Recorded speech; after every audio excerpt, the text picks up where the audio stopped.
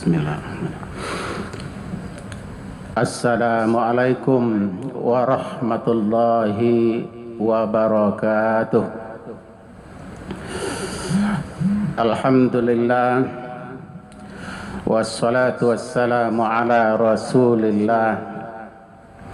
Qala Allah subhanahu wa ta'ala fil Qur'anil Karim. A'udzu billahi minasy syaithanir rajim. Bismillahirrahmanirrahim. Inna a'tainakal kautsar fasholli lirabbika wanhar. Inna syani'aka huwal abtar. Wa qala aidan fi suratin ukhra, lan yanalallahu luhumuha wala dima'uha walakin yanaluhu taqwa minkum. Shadaqallahul azim. Bapak-bapak, ibu-ibu, jamaah salat zuhur Masjid Raya Sumatera Barat yang dirahmati Allah.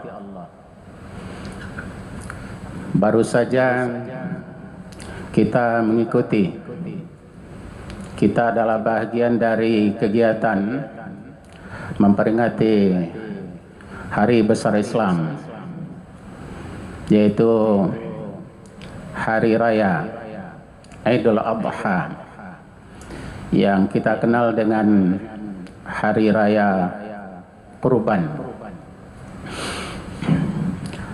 Kurban yang kita laksanakan adalah sebuah simbol. Secara harfiah, kata-kata kurban itu bermakna pendekatan, taqarrub ilallah. Kenapa dimaknai dan disebut dengan istilah kurban? Mendekatkan diri kepada Allah Subhanahu wa ta'ala. Padahal yang disembelih itu adalah hewan yang disebut dengan hewan kurban. Dasarnya di dalam Al-Quran sudah tegas dan jelas. Surat yang sangat singkat, 3 ayat saja, dijelaskan oleh Allah. Dasar diperintah korban karena mengingat nikmat yang diberikan oleh Allah Subhanahu wa ta'ala kepada kita sangat dan sangat banyak, sehingga kita ditantang oleh Allah betapa luas dan banyaknya nikmat itu, kamu tidak akan sanggup menghitungnya, kata Allah. Memberikan angka berapa jumlah nikmat yang sesungguhnya diberikan oleh Allah kepada kita. Kalau kita mau menghitungnya, kamu tidak akan sanggup, kata Allah. Wa in ta'uddu ni'matallahi la tuhsuha. Di sisi lain, korban itu identik dengan sedekah. Sedekah artinya memberi. Apa yang kita berikan? Yang kita berikan adalah yang kita miliki. Diberikan kepada orang yang membutuhkan. Syaratnya dengan ikhlas, niat karena Allah. Dan objek yang menerima sedekah itu harus juga jelas.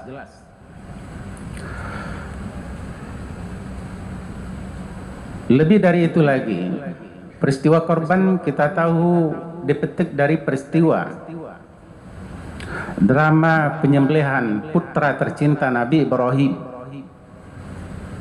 yaitu Ismail, yang notabene-nya sesuai dengan kehendak Allah, iradah Allah dan kudratnya, yang Nabi Ibrahim sungguh-sungguh melaksanakan mimpinya. Benar-benar yang disembelih itu adalah putranya, bukan siapa-siapa, bukan apa-apa. Tetapi Allah dalam sekejap mata memberikan gantinya. Menjadi yang disembelih itu adalah seekor hewan, kambing atau kibas. Dari peristiwa itulah disyariatkan pelaksanaan ibadah yang disebut dengan kurban, yang hukumnya adalah sunnah muakkad. Itu yang lebih disepakati oleh jumhur ulama. Judul khutbah kita singkat, judul ceramah kita singkat siang hari ini adalah memperluas makna kurban. Dari segi waktu, kurban yang kita lakukan ditentukan, yaitu pada tanggal 10 Zulhijjah, dimulai sesudah khatib turun mimbar, selesai sholat Id, sholat hari raya.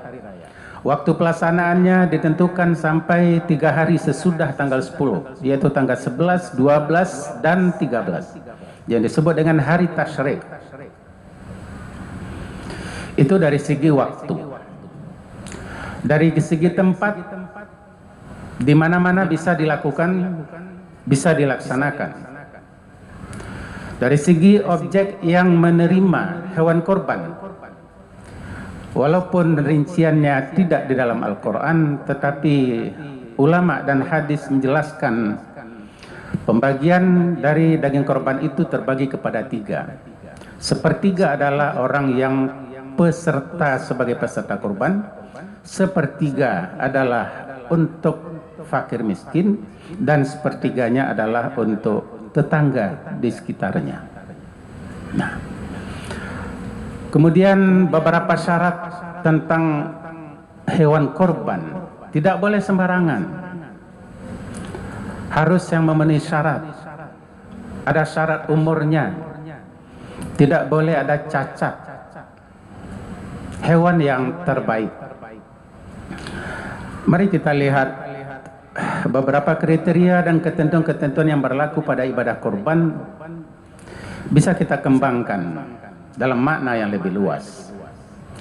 Pertama, dari segi waktu. Waktu untuk berkorban yang identik dengan sedekah tidak mesti menunggu hanya 1 kali dalam 1 tahun. Tidak mesti harus menunggu tanggal 10 Zulhijjah dan tambah dengan hari tasyrik.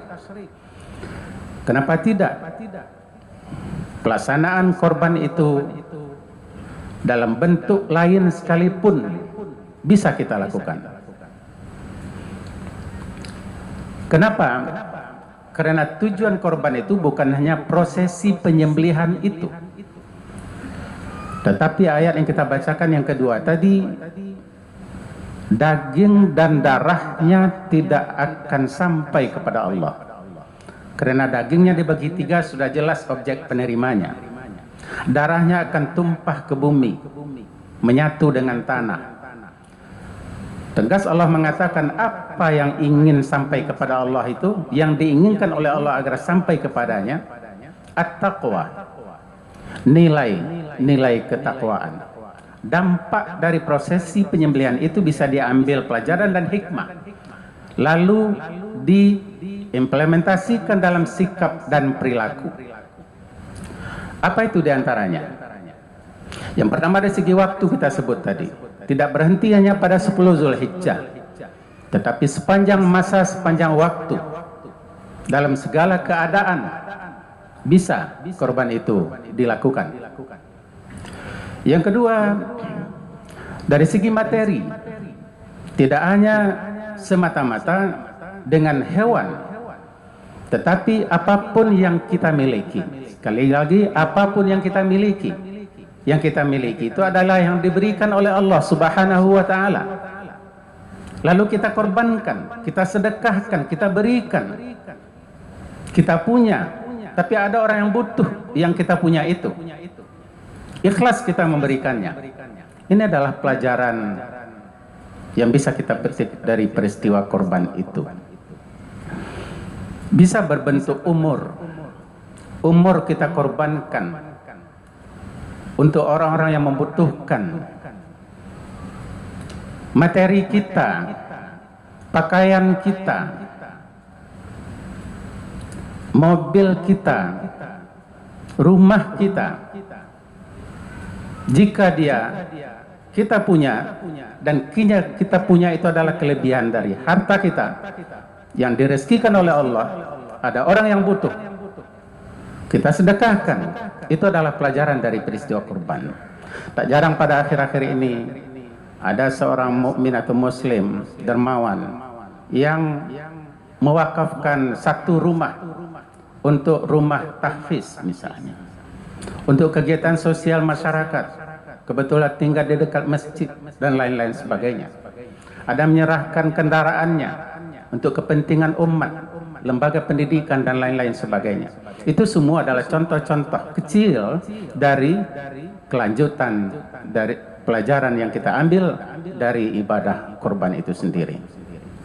Dengan demikian kita bisa memperluas materi itu. Buya Hamka berpesan, umur panjang itu bukan berarti rentang waktu yang dihitung, tahun yang berbilang, tetapi umur panjang itu adalah seberapa banyak orang semasa hidupnya bisa memberikan yang terbaik untuk orang lain, yang di dalamnya adalah pelajaran kurban itu sendiri. Orang berkorban dengan ilmunya, ilmunya diberikan kepada orang lain, berkorban dengan tausiahnya, berkorban dengan nasihatnya, berkorban dengan waktunya, dengan kesempatannya. Mengerem mobil pun di persimpangan, memberi kesempatan kepada orang lain yang mendesak, terdesak dan butuh untuk lebih cepat. Juga bentuk lain dari contoh implementasi nilai-nilai kurban itu sendiri. Makanya kurban bukan hanya pada uang yang berbilang 2,5 juta atau 2,7 juta untuk satu peserta lalu ikut setiap tahun, tetapi hanya sebagai terdaftar dan terpajang namanya peserta kurban, ikut menyaksikan penyembelihan lalu berhenti, tahun depan ikut lagi, tahun depan ikut lagi.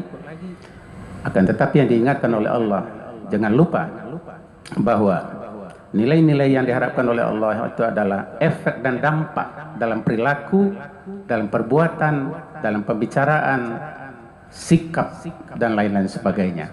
Nilai-nilai korban itu kita ambil hikmahnya agar kita bisa lebih baik dan lebih baik. Karena Nabi kita berpesan, orang yang baik itu hanya satu, yaitu yang hari ini ada perubahan. Perubahan itu adalah kepada yang lebih baik dari kemarin. Tahun ini lebih baik dari tahun kemarin. Sesudah Lebaran, hari raya haji tahun ini lebih baik dari sesudah hari raya tahun yang lalu.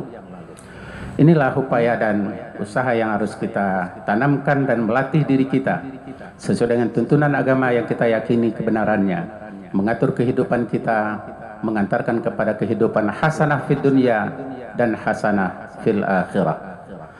Lebih kurang dimaafkan, billahi taufiq wal hidayah. Wassalamualaikum warahmatullahi wabarakatuh. Allahu akbar, Allahu akbar.